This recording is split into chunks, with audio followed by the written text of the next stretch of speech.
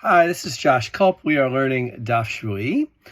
We are on Daf Kuf Gimmel of Masechet Bava Batra, and I wanted to go over some of the parts of the story of the Rav Kahana story, which doesn't really have anything to do with our Masechet.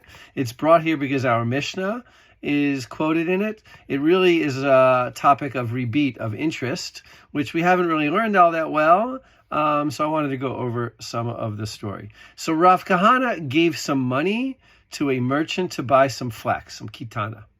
And in the end, lesof iyakar kitana, the price of the flax went up, and the owner of the kitana, of the flax, sold it with the intention of making a profit for Rav Kahana. He seems like he's doing a favor for Rav Kahana, but Rav Kahana's a little worried now because he gave, let's say, $10 to the flax merchant, and now he's going to get back $15. It looks like interest, right? There's a problem with interest, even though this was not made as a loan. It could be construed as a loan, and it could be a problem of interest.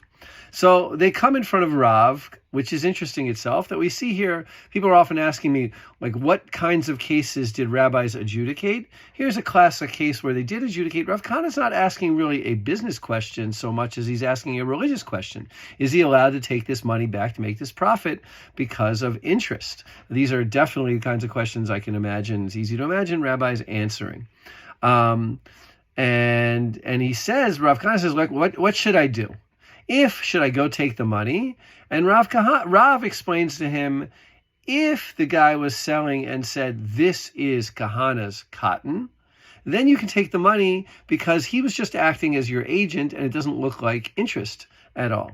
But if he wasn't, then if he didn't say, this is Kahana's flax, then you shouldn't take the money because it looks like interest. So we can see here the first principle: giving money to an agent and making profit is not interest, because you weren't loaning him the money, you were giving him the money to do business for you. That is not interest. Whereas giving him the money and him doing it whatever he wants with it, without sort of buying something expressly for you and then him giving you back more money, that could be a problem of interest.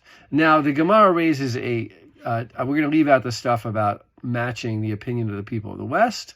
The Gemara asks, well, the seller stole it, right?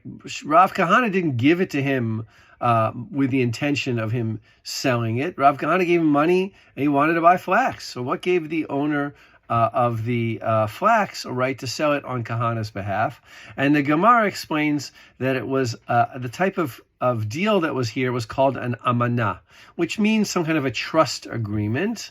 And now we get into a little bit of the question of whether or not one can make an amanah. So what is an amanah? An amanah is a deal where you give somebody money with the intention that they're going to buy something for you.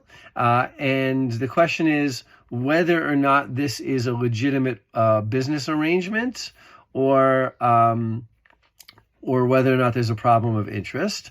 Rav says, look, you can give someone money and take back produce, because then even if the market value goes up, at least you're getting a produce, and it doesn't look like you're getting back a larger amount than you gave the other person. But you can't give somebody money in this type of arrangement and then get back more money, because that looks like interest. So again, I don't want to get into the modern rules of interest. I know that this sounds a lot like what investments are, and let's face it, investments are interest. So how do modern people get around, and how do Jews throughout all of history get around the rules of interest is not really our topic over here. But you can see over here, getting back fruit when you paid some money to buy some fruit and you get more than you expected.